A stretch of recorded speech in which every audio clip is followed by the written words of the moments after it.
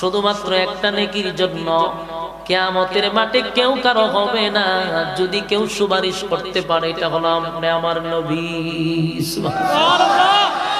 একমাত্র আমার নবীকে দেওয়া হবে সুপারিশ করার অনুমতি।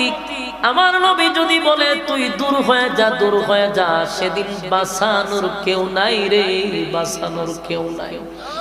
আমার নবী সেদিন উম্মতের জন্য কাঁদবে,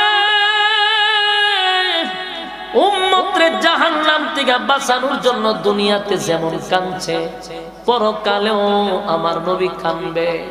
সেই উম্মতের কান্ডারি নবী যদি দূর হতর মতো উম্মত লাগবে না। হায় হায়, আপনার অবস্থা কি হবে, আপনার অবস্থা কি হবে, ভয়াবহ পরিস্থিতি হবে। এই পানি যদি পান না করে হাসরের মাঠে গিয়া ঢুকে, সূর্যটা কাছাকাছি, মাথার মগজ ছিটকায়া পড়ে যাবে, জিহ্বাটা কুকুরের মতো লম্বা হয়ে যাবে। একদিন দুই দিন নয়, বছরের পর বছর, হাজার বছর পর্যন্ত দাঁড়ায়া থাকতে হবে। মানুষগুলা আদম থেকে নিয়ে ঈসা রূহুল্লাহ পর্যন্ত শুধু দৌড়তেই থাকবে, কাউরে না কাউরে ম্যানেজ করতে হবে।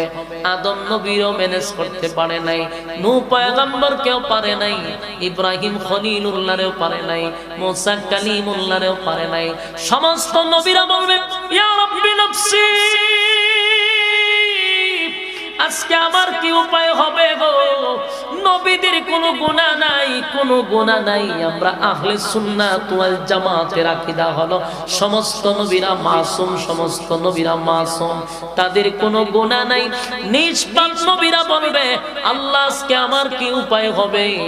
আর নবী সারা যত মানুষ আছে, পীর হোক, বুজুর্গ হোক, সাহাবীরা হোক, সবার গুনাহ আছে না নাই? আর কথা কোন গুনাহ আছে না?